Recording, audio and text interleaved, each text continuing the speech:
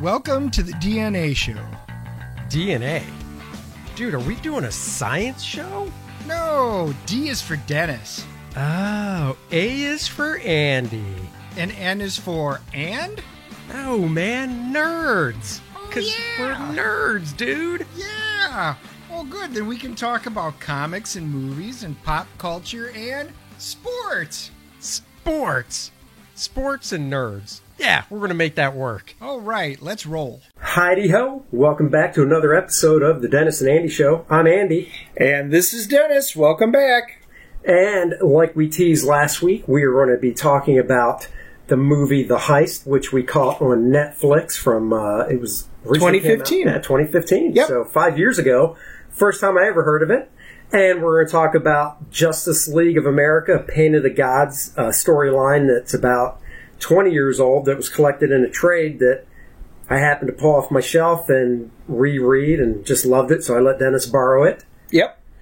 But before that, Dennis and I both discovered two new shows over this past weekend. I was out of town, and in the hotel room, I was looking for something different to watch and came across on Amazon Prime a show called Fortitude that is from, well, once again, 2015.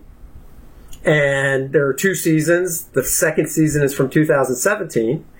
And before we talk about that, Dennis, what did you come across? I came across on Netflix, it's a brand new series. It's called Cursed. And actually, I didn't come across it. My wife did. Wow. And she goes, let's find something to watch. Maybe an episode of something. I'm like, okay. And she goes, well, I had seen Cursed. And I'm like, Cursed? And it's based on Frank Miller. Yeah. And it was quite interesting. So we wound up power watching it. Literally went through the entire first season in a day. 10 episodes? Yep. And they're like, now, here's the thing. This is one of the reasons we're talking about Cursed, and then we'll get to Fortitude, is because Dennis texted me. I texted him about Fortitude. He texted back saying, watching Cursed. So I paused Fortitude on my iPad, pulled up Cursed on Netflix on my phone so I could watch the trailer. And all I got to say is, Dennis, you got to sell me on this because that trailer did absolutely nothing for me. I was excited because I heard Frank Miller was the creator. And I watched the trailer and I was left flat.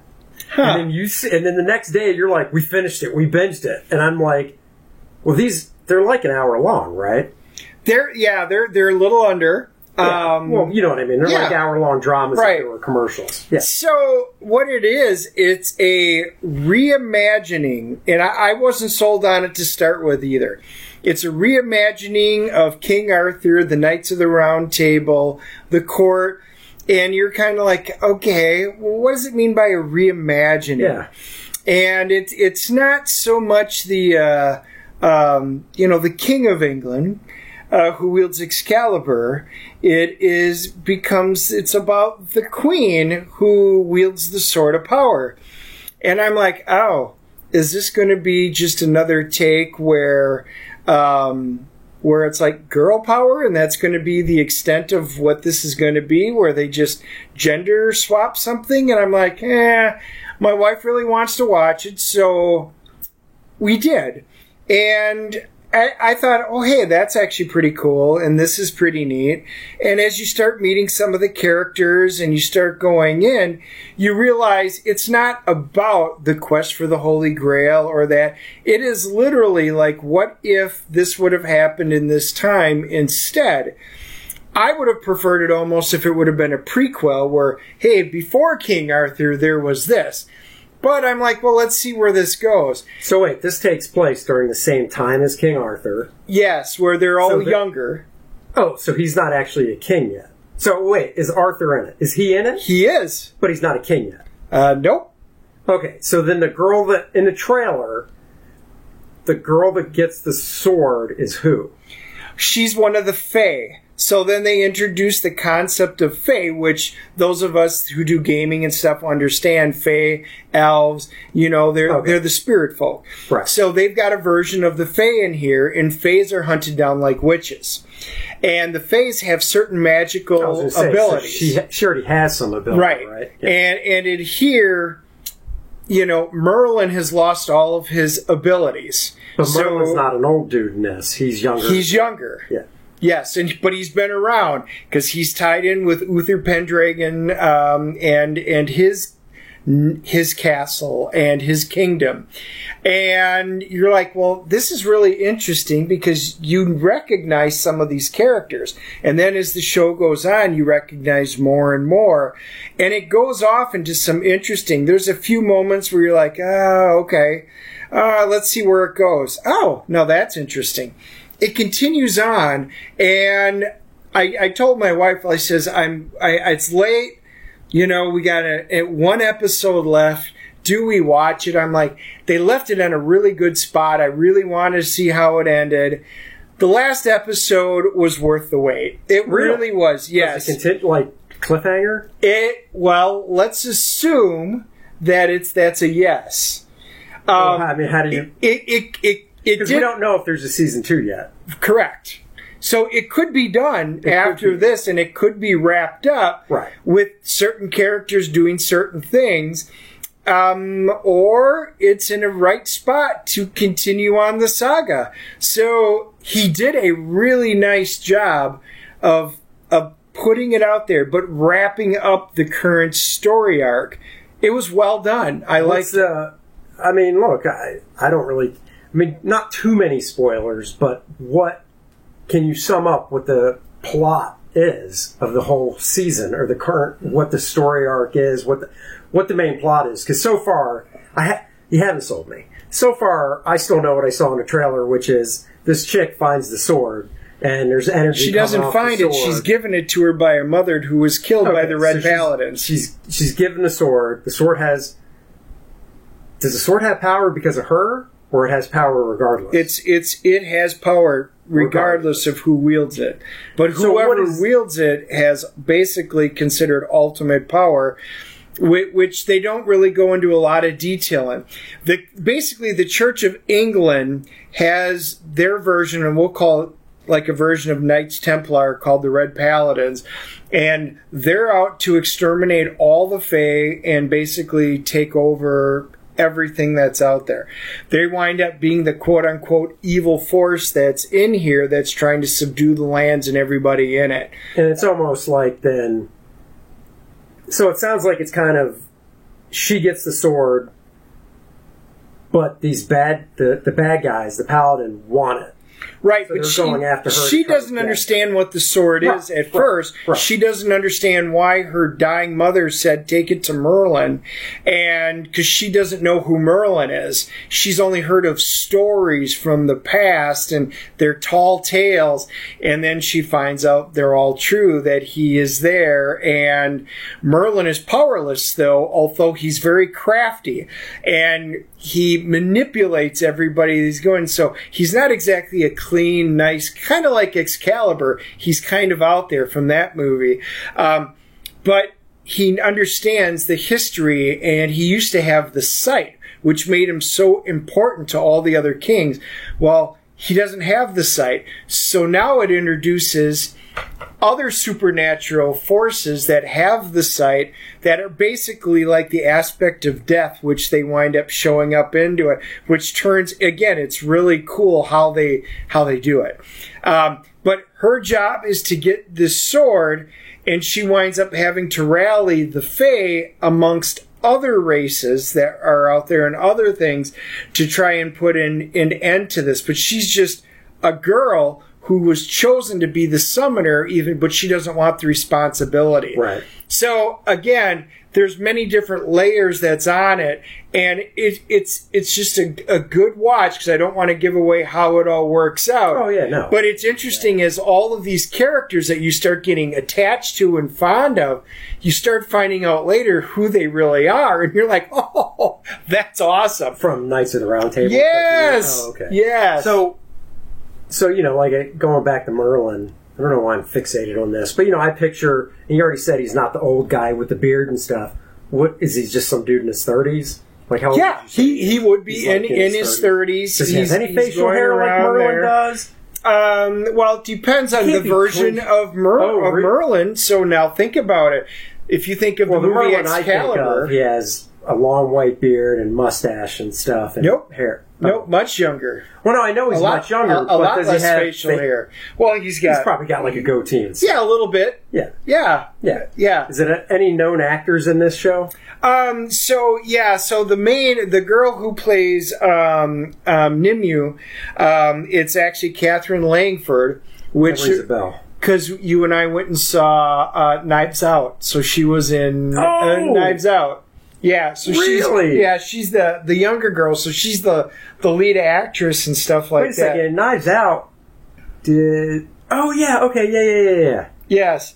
And then, of course, Peter Mullen, which we know from if you watch Ozarks, and we just watched another thing with him. And so he's just suddenly popped up in a bunch of them. He's in it, but it doesn't have any big name actors in it. You know, But it's that's kinda it's cool. Netflix. I actually like it this way. Right. Well, I've always said the problem with big name actors is a catch-22 because you throw them in because you want that appeal to get the audience to go, oh my god, oh my god, Tom Cruise is in this. I got to watch it. Yeah. But the problem is, for me at least, I've seen so many movies with, the Brad Pitts and the Tom Cruise and Leonardo's and all the top A guys that it's really hard to get into the movie because you're like, oh, that's Tom Cruise. Oh, that's so-and-so. So I kind of like shows and movies that have not as well-known actors because I get more into the story, almost like I'm there watching this documentary unfold. Yeah.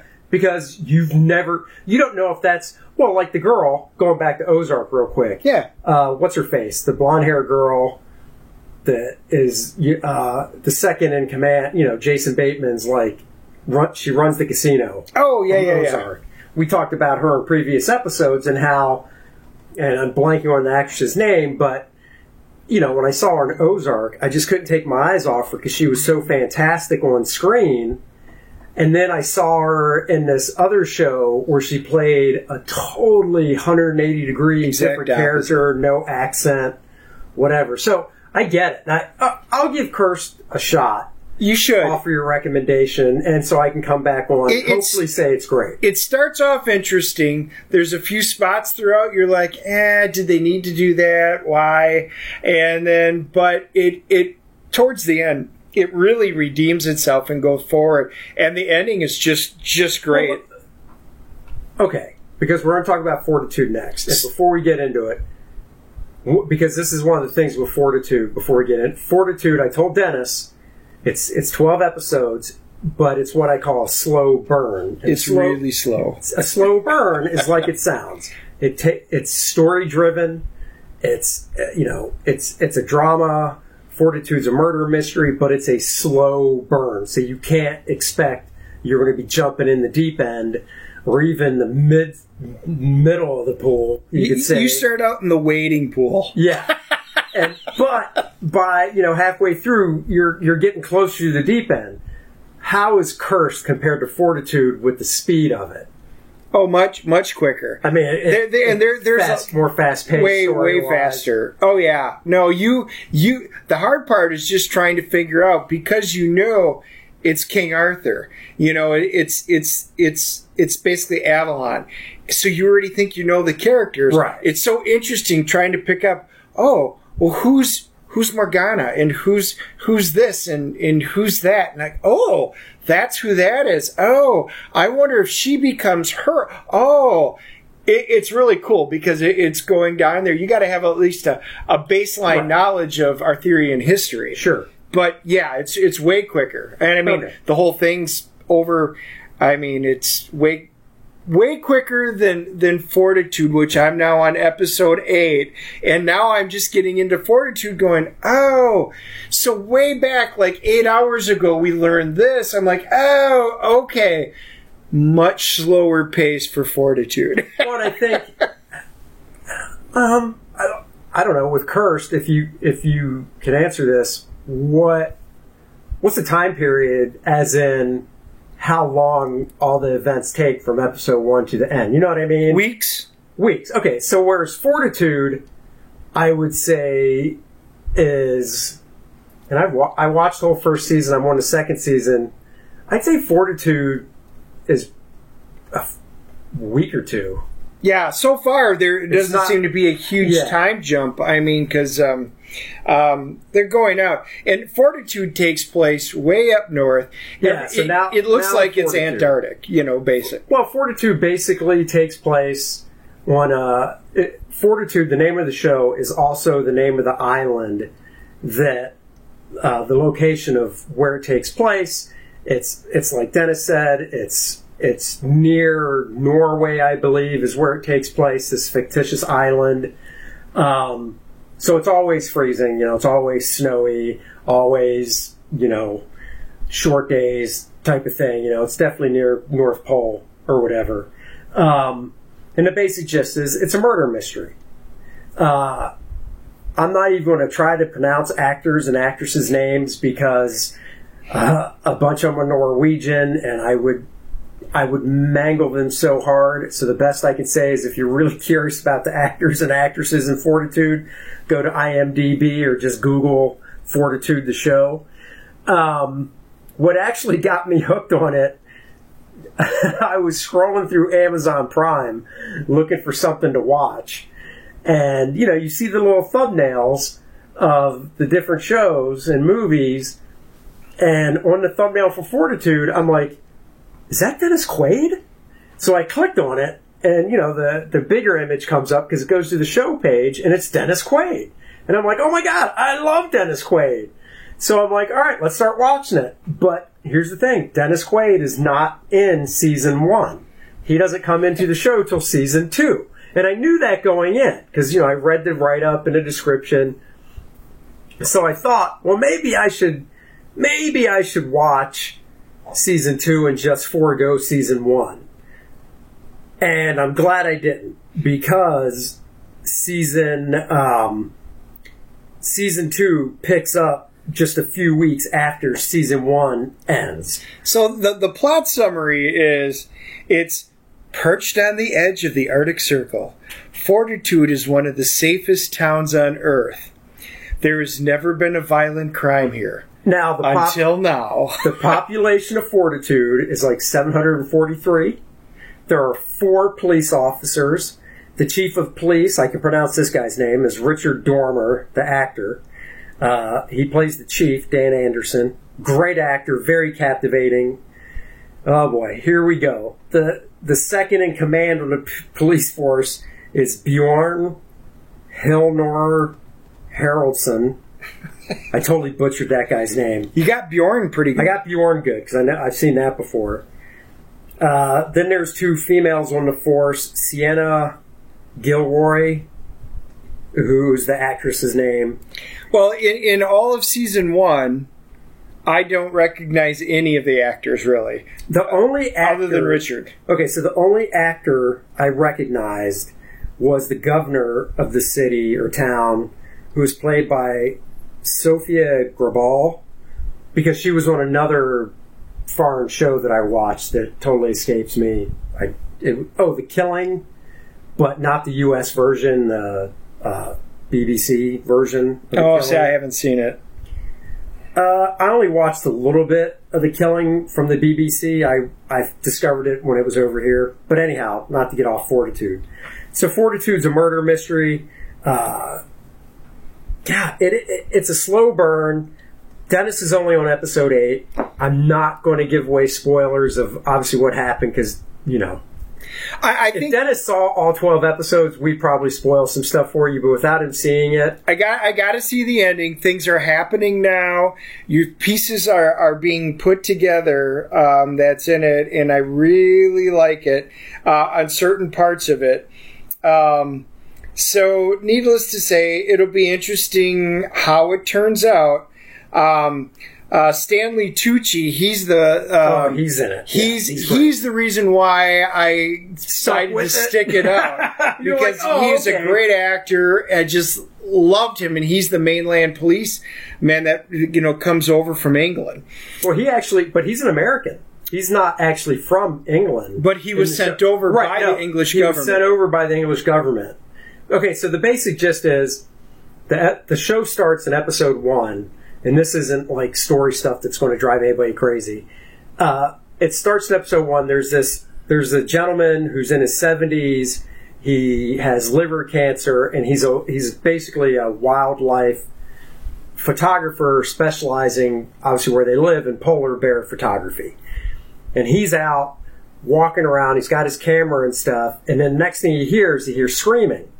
And, he walks towards it, and way from a distance of, he has to look through his telephoto lens and his camera to really see what's going on. Because without it, he just sees a polar bear way in the distance, and it looks like it's mauling a seal. So he uses his telephoto lens, and oh no, the polar bear is eating a dude who's not dead. Yeah. And the guy's screaming. So this guy pulls his gun, his rifle, and wants to kill the bear to save the guy. And this, I gotta say, I was like, oh my God, you've got to be kidding me. He aims for the polar bear's head. Now, this is a 75, late He's 70s an older dude guy with a scope. with a scope on his gun, suffering from liver cancer. He scopes on the bear's head and shoots, and ends up shooting the dude in the head that the bear was eating. So he put the guy out of his misery, because this guy wasn't... It was a even if- mercy killing. Yeah, even if he killed the bear, this dude wasn't living any longer. It doesn't... The ER could have literally been 10 feet away. This guy was toast. Yep. His guts were all over the place. I don't know how he was hanging on screaming. So it was a mercy kill. So it starts like that. And then the sheriff just happens to be on scene pulling up, and basically yells to the guy who he knows, hey, get out of here. I'll take care of this. Yep. So it starts kind of with a murder, but that's not the murder that is central to the story. Right, because that actually wasn't even in the town. They wind up finding this woolly mammoth potential remains. A couple guys do, yeah.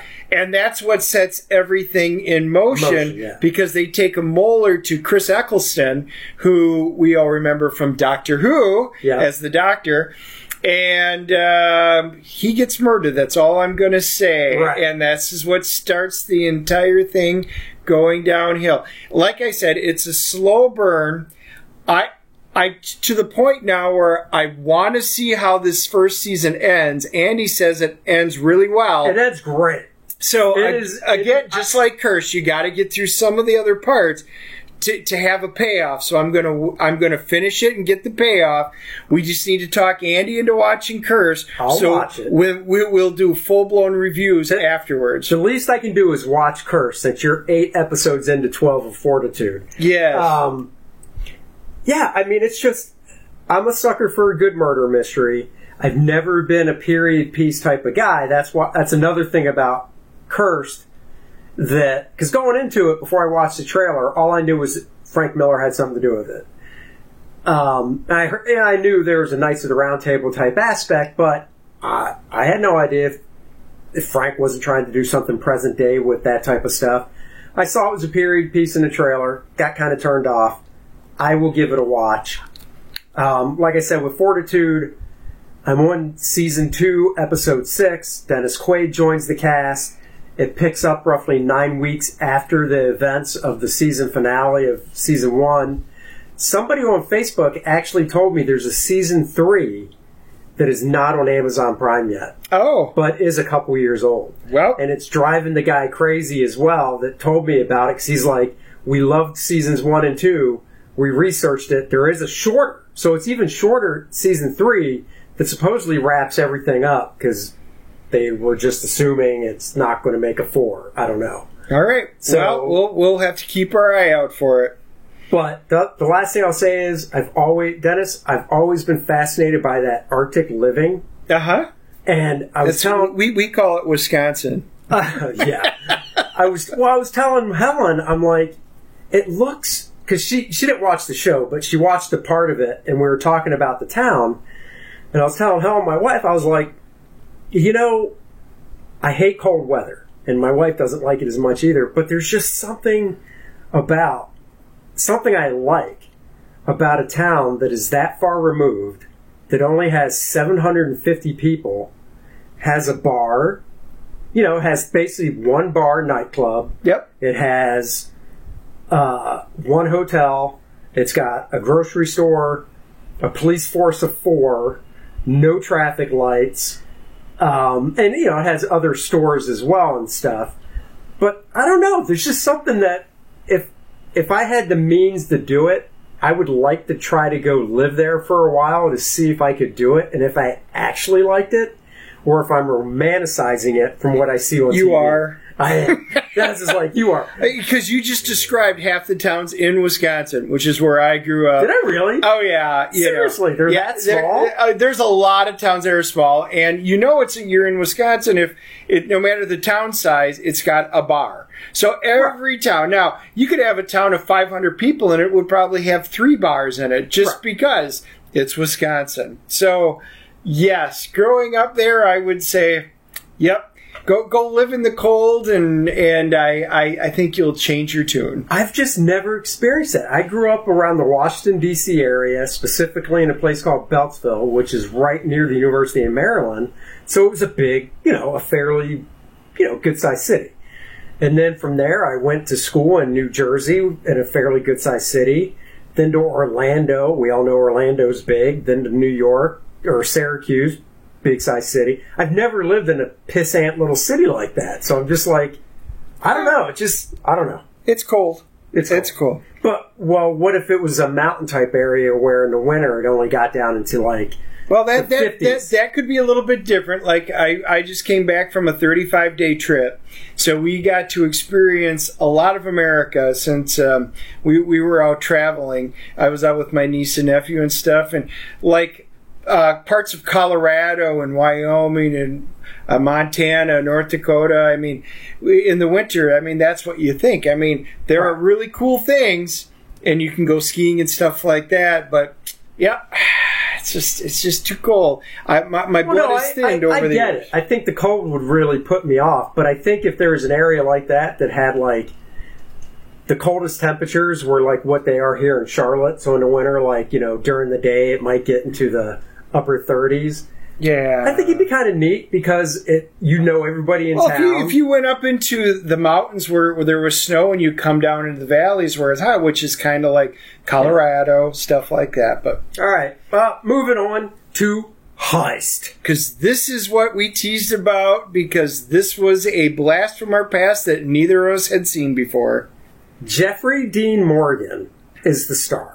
Now, I told Dennis after I watched it, I said one of the most refreshing things about this movie was seeing Jeffrey Dean Morgan, who I think is a phenomenal actor, but when I think of him as an actor, I always go, what asshole dick of a character is he playing now? He always plays, except in Supernatural, which my wife pointed out to me. Supernatural, but I never looked at him as a regular on Supernatural. Right. And I never, full disclosure, I never watched more than probably 3 episodes of Supernatural. So I think of him in Watchmen. I think of him in, obviously, Walking Dead and Negan. Yep. And then other small roles. But he's always basically a dick. Yeah. Right? Even in Walking Dead, now he's not. He was kind of a good guy. Negan. This last season, he's kind of coming to the good side Negan, but you're still just kind of like shifty. But in Heist, he's the legit good guy with a good heart that just wants to do right by his wife and kid, and more his kid. The bad guys in the movie are Robert De Niro, who's a casino owner, and Dave Bautista, who works at the casino. He's not a good guy. He's not a good guy. He's a bad guy because basically, the basic gist of the movie is Jeffrey Dean Morgan's kid is in the hospital and needs a procedure that is very expensive.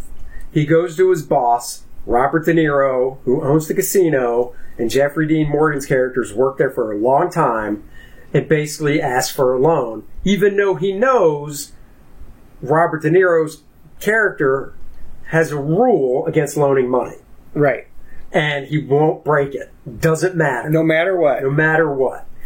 And then Dave Bautista's character basically introduces himself to Jeffrey Dean Morgan's character with a plan. Because he's security. He's security with a plan to rob the casino, and he needs Jeffrey Dean Morgan's help. And Morgan's basically like, you know what? I went to De Niro. We were friends, or I thought we were friends. I thought he'd break this rule about loaning money for a buddy. And it wasn't like it was $10 or even $1,000. It was $300,000 It's a lot for a surgery for his little girl. for his little girl. So, tugging at the heartstrings.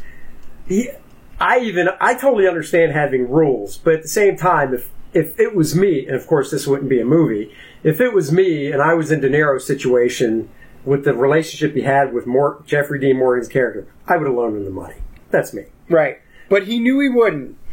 Which is where this starts getting interesting. So Kate Bosworth's in it, and she plays a really interesting character.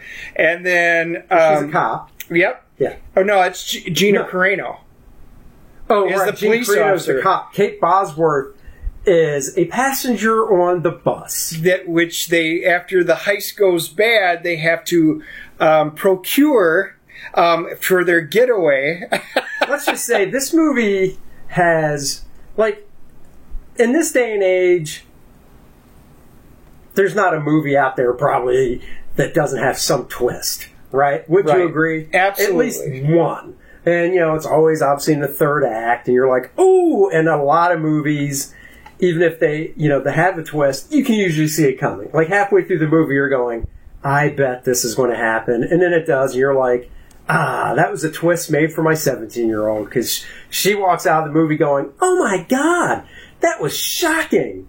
Like, that's what I miss about being like a teenager, is she can see a Tom Cruise movie and suspend all reality and think he's the real person, because she has no backlog of Tom Cruise movies like we do, right?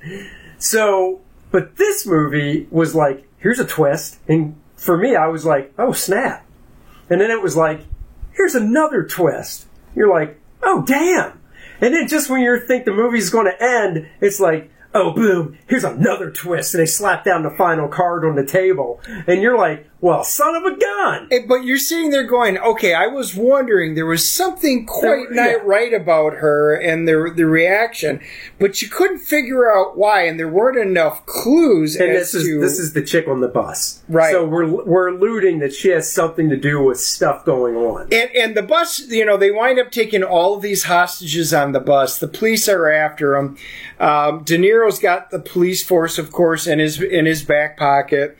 And the bus, but I will, and that's kind of a spoiler, because I will say, when they first introduced the actor, and we won't give away who the actor is and anything like that, but when they first introduced a particular member of the police force, I did not see that coming with De Niro and him. Okay. You know what I'm talking about? I did. Yeah. So I did not, we don't want to ruin everything. I did not see that coming. So one of the surprises for me is the bus driver. So the bus driver, as soon as they showed him, I'm like, that's D.B. Sweeney. Yes! That was a surprise for me too, because I was like, oh my God, that's a known actor. So that's always a giveaway when you're watching a movie and there's I guess you'd say, because I wouldn't call him an A-list actor. And I don't mean any offense to now, that. my wife will disagree because of the cutting edge, and I always loved him from Fire in the Sky when he was abducted by aliens. Right. But D.B. Sweeney, to me, is, like I said, no offense by not calling him an A-list actor, because to me, you can count on your hands and feet the amount, so basically, there's like top tier A-list He's done actors. a lot of movies. I think D.B. Sweeney is a top tier B-list actor, though. Yeah, and I love him as an actor. And I think most actors out there like him are really good character actors.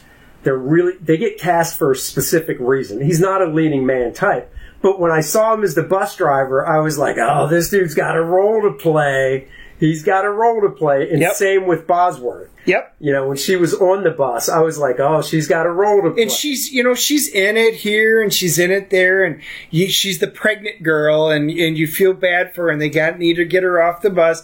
But you don't know what role she's actually going to play, but you figure it's got to be something. And it's cool. It is a really cool ending. The other mix I thought the writers, directors did well with the movie they had a little bit of an element of Speed Yes. with Sandra Bullock and Keanu Reeves because they base it. A lot of the action takes place on a bus, and while the bus doesn't, unlike Speed, where if the bus slowed down, it would have set off a bomb.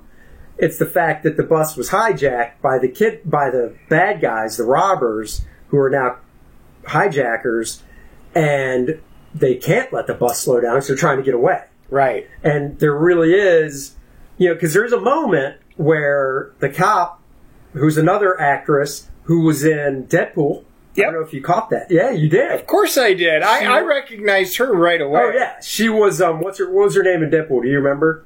She was in Deadpool 1, and she was the bad girl in Deadpool 1. That was kind of, yeah, kind not of big. Negasonic. It's Angel Dust. Angel Dust. Yeah. Right. Who? My first experience watching her on screen was in Deadpool, and I thought she was fantastic. So seeing her in this as the cop, I was like, "Oh, this is the important." And you knew she was going to get into some kind of fight because she's an MMA. Right. She's an MMA. Right, and she's a good fighter, and everything she's in, she winds up playing a very strong. I mean, she was in one of the Fast and Furious movies. Yeah. She always plays that type of character. So to see her play a police officer with quite a few lines this time, Oh, yeah. I mean, No, again, no offense to her, but she's come a long way. I enjoyed her. This was 2015, which, if I remember right, that's before Deadpool. It was before so Deadpool. this was actually, could have been, I don't have her IMDb up, but it could have been one of her first acting gigs. The earliest one, let me pull it up quick, because I see 2011. I'm just going to, now that we're, no, she actually, most of the stuff was basically fighting through 2008. It's all MMA stuff. Yeah. And then she starts landing stuff in 2012. So it looks like she starts becoming an actual actress 12, 13, 14, 15, 16. Oh, okay. So, yeah. So, but she was quite good in this, I thought. She was really good. Anyhow, long story short about Heist, it's a really good action movie. Jeffrey Dean Morgan, like I said, I've always liked him as an actor, but I've always been like, man, I just want to see this dude play somebody that's not an a-hole. Right. And this was the role.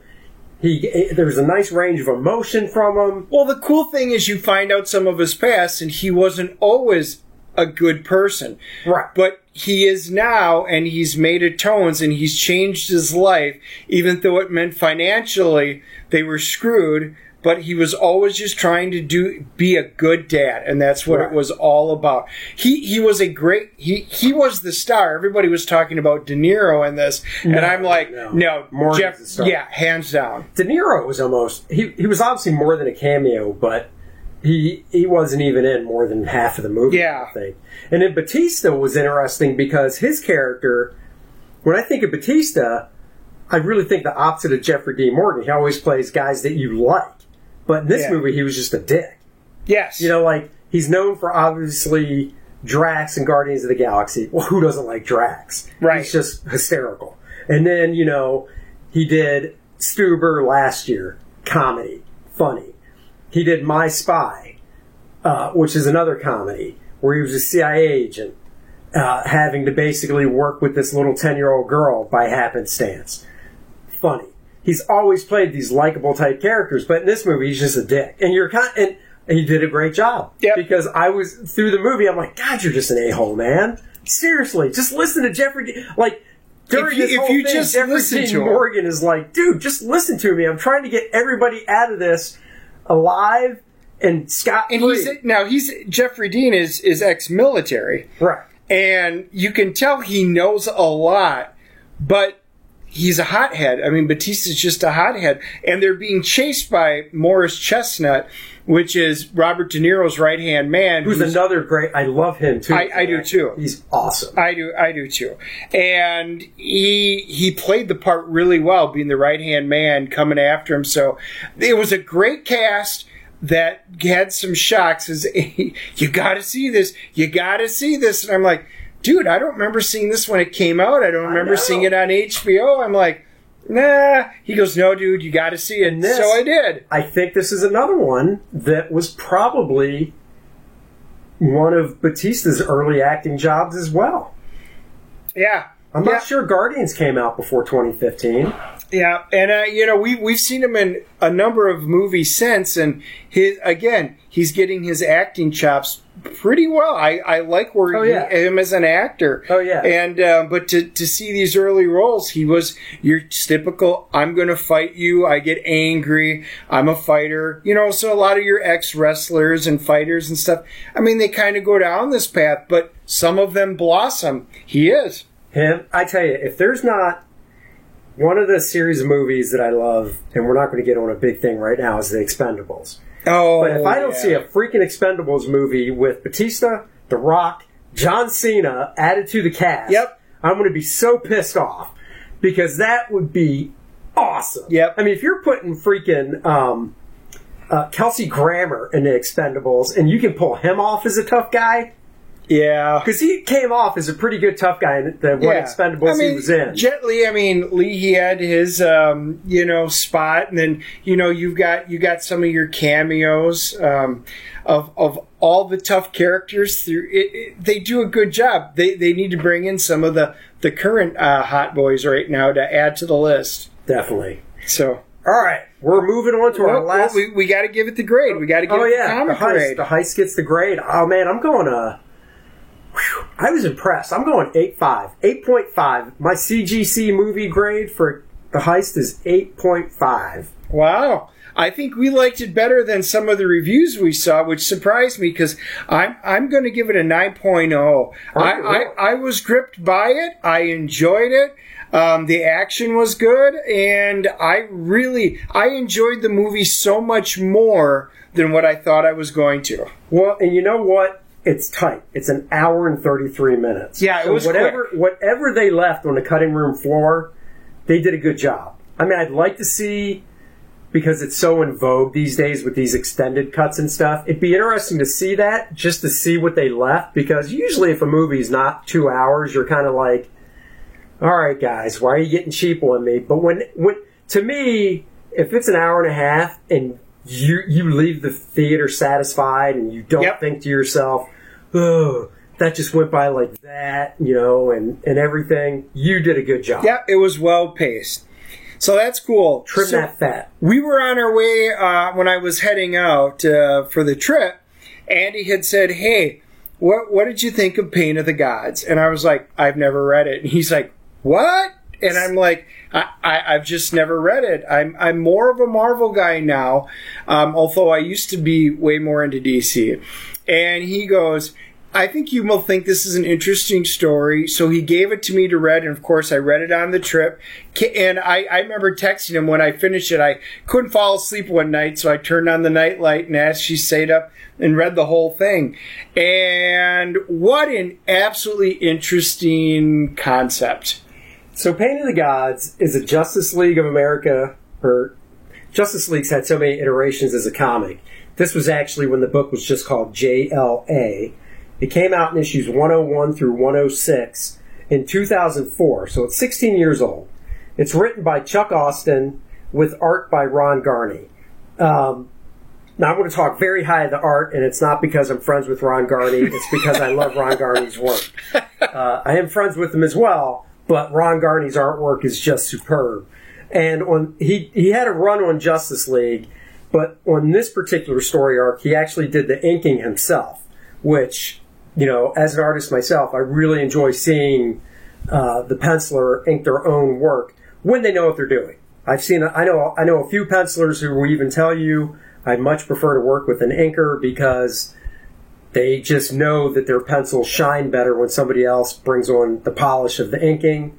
I myself like to ink my own work, and I know Ron's that way too, and currently I know Ron inks his own work over at Marvel.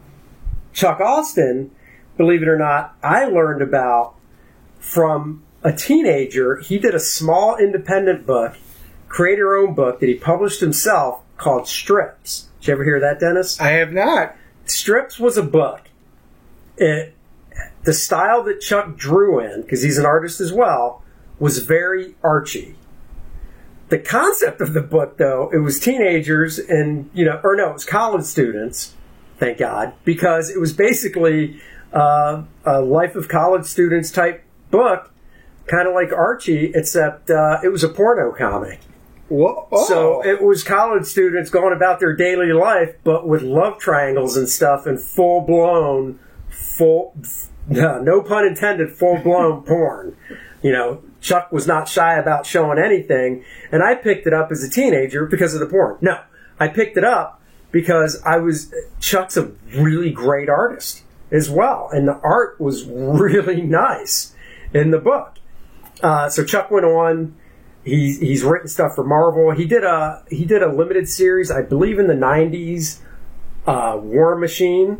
Oh. Which had a mature content label on it. Not because of porn, just because I never read it, but it was because of violence, I assume, and language. Was that the one that was the Max series? Yeah, it was the Max series. Yep. I think it was even in black and white. He wrote X-Men for a while. So might ring a bell. Yep. Yeah. So Chuck's written a lot of stuff. He worked for DC for a bit. Now he's back to working, I believe, in animation, because he also does writing for animation as well. So he wrote Pain of the Gods. In Pain of the Gods, the basic storyline is each one of the heroes, and the heroes in this, the lineup in this Justice League story is Superman, Batman, Martian Manhunter, Wonder Woman, John Stewart, Green Lantern, and The Flash. And each issue is kind of a self-contained story of each one of the heroes having to deal with some type of real-life crisis, you could say, something that happens to them that affects them on an emotional level. We are used to seeing the heroes fly in, rush in, save the day, go out there, people pat them on the back, and off they go off to the next one. But what if something goes wrong? So my favorite out of all of them is the first story, which is the Superman story. Superman flies in. There's a building that's collapsing, and another superhero who's brand new, nobody's ever seen him, heard of him, anything, goes down there. They've got all these people that they have to save. The new guy goes, "Don't worry, I'll hold this up. You get everybody out." Superman doesn't even think twice about it. He just goes, "Okay, new guy," and he goes and gets the people out, saves them, and then he goes, "I know he might need help because I don't know him." He goes to turn around to go back in, and the building crushes him and actually kills the superhero. Yeah. Which devastates Superman. So now the story is about his internal struggle going, what did I do? I was stronger than him, apparently. I could have held up the building and maybe he could have gotten them out. And it takes such an emotional toll, and it's the way that he deals with loss. Because normally they lose, I get punched out, things happen. But now somebody dies because Superman is so used to being a professional superhero that as new people are getting these powers, he just assumes they know how to take care of himself. Well, I think you summed it up good with it is basically a what-if story, because all the heroes in this aren't fighting the typical, Superman's not fighting Lex Luthor or Parasite. Batman's not going up against the Joker or somebody. That was Dennis's favorite story. Mine is, I'm a huge Green Lantern fan. And, Hal Jordan, John Stewart, Guy Gardner, Kyle, you name it, I just love Green Lantern. And the story with John Stewart is he's basically flying through the city. He's on patrol, and he flies between these two skyscrapers or two apartment buildings. So just down like the middle of the street, and he basically, don't want to give too much away because I really suggest you read it. Basically, he hears a cry for help from an apartment on either side of him, and he realizes, well, crap, I'm not the Flash. I can't be in both places at once. He literally has to choose, who can I save?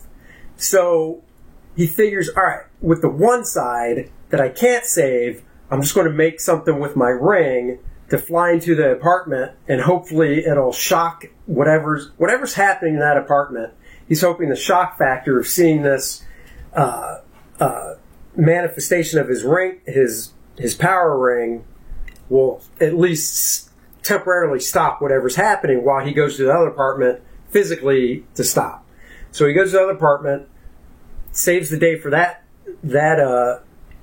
incident, we'll say, and then flies across the street to the other one. And the other one was an abuse situation with a husband and wife, or boyfriend, girlfriend, I don't remember exactly. And I mean, unfortunately, the guy basically ended up killing his girlfriend, wife. And Jon Stewart couldn't do anything about it except, beat the guy up before the cops show up, and the cops have to pull him off and, to arrest the guy. So he's torn up about this. The Flash, and we're not going to give away every story in it, but I thought the other good one was The Flash, because kind of like the Superman story, there's a building that's on fire, and the Flash basically runs to the building to try and save everybody, and he gets everybody out, and then this woman's like, oh, but what about so-and-so? And the Flash is like, what? And he runs back in, and he couldn't save a couple people, and I'll just leave it at that, because, from smoke inhalation, and they die. So the Flash is like on this quest to go around the city and make sure everybody has a smoke detector and just try to prevent as much as he can so he's not sleeping. Jon Stewart is basically going on the same vein of, I can't sleep, I've got to protect everybody. He's like awake for like a week straight, and he's on such sleep deprivation that he's making bad choices. Yeah. And Flash is also on the verge of, he can't believe it either, and so he's trying to go theoretically save everybody and gets angry with somebody who's, I'll put the smoke detector battery in later. No, it needs to be done now. And it's just, they're on edge. Well, and then it brings them together as a family, because they have to lean on each other for emotional support. And it's just a really nice human type story with the heroes for the side you don't see. Because, I'm sure, Superman kicks Lex Luthor's ass for Parasite. He can go home, kick back with Lois, have a glass of wine, watch some TV. There's no mental toll.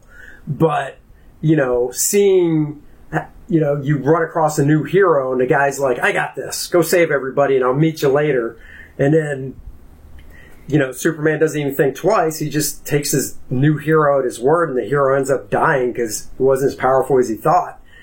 You see the weight that it takes on him. Well, yeah, Wonder Woman, she winds up getting into a fight with this unknown villainess. Yeah, who has and power. She almost kills Wonder Woman, and she has to basically take her out, and so she was near death, and you see the vulnerable side of the psyche of each of the characters, and this all must happen within, like a week or two of each other, because, the Batman shows up, they have to kind of go through and figure things out, and it's just the emotional crutches that you never get to see, that even somebody like Superman, who you just think is invulnerable, they go through all of this, and that they picture in their heads the dead bodies and the death all the time, and they can't shake it. And there's a subplot rolling through it that ties back to the new hero that died in the beginning with Superman, because he had a wife and kid, and throughout the series, or the story arc, the trade paperback, Superman will visit and check in on the son, because he's only like 9 or 10, because he's getting bullied, and to make sure he's doing okay. And there's a nice twist with that family, with the mom and son, and I think daughter as well. Yep. There's a nice twist. I'm not even going to touch, because you need to read the story. You need to read it. I thought Chuck Austin did a great job writing the story and with the dialogue. Once again, high praise to my buddy Ron Garney on the art. He does the dramatic scenes really well. He does, Ron's great at the action. Most guys that I know that draw superhero stuff are great at action, because that's, hey, growing up as a kid, we want to draw the good guys punching out the bad guys. But when I went to art school, it was hammered into your head. You got to be able to draw the quiet scenes with the heroes as well. Them sitting at a table, talking to buddies or drinking coffee or being emotional. And Ron really nails it home with the emotion he gets across with the powerful heroes of Superman and Wonder Woman and the rest of the heroes, how they deal with the torment of this loss. So I think it's a great story. I bought it as single issues, and I'm the guy that the companies love because I'll buy single issues, and if I think they're really good, when the trade or hardcover comes out, I usually buy that as well, and I take my single issues and give them away to friends who've never read it before because I don't need both. So I give it, I don't know, on the CGC scale, I go a 9.0 on it. I thought it was a great story, great art, just a really nice package. The writing and art really teamed well together. It wasn't lopsided either way. So yeah, and I would probably give it an 8.0. I liked it because you're a Marvel guy. We get it. I am a we Marvel see your guy. bias. No, and I'm not afraid to admit it. They're not the X-Men. No, it has nothing to do with that. I thought for me the Superman and Flash were just the outstanding stories. Right. I enjoyed the Green Lantern. The Martian Manhunter one left me a little bit wanting. I wanted a little more to it. And then, having Batman kind of tied up.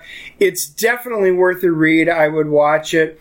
If Martian Manhunter, was a little bit stronger in there, I probably would have gave it a near mint. Nice. Yep. Yeah, Martian Manhunter story is probably the weakest. Not to give too much away, but it kind of just dealt with, the Martian Manhunter has a human form that he takes. Because for those that don't know, he's a shapeshifter.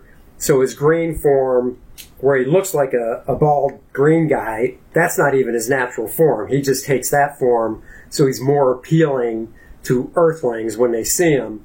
But he also takes on a human form as a detective as well to blend in. And that's kind of his story is about dealing with the human side. So it's a good story. And Batman's story, to me, just kind of deals with, he's almost like the parent dealing with everybody. Yeah. Yeah, it's a good way to look at it. Yeah. But no, definitely it's worth a read, everybody. So there you have it. That's our episode. We hope you enjoyed it, and we will catch you next week. We will see you next time. Bye-bye. Until next week, grab your 3D glasses. Get your favorite comic books, roll them up, and put them in your back pocket the way you should treat comics.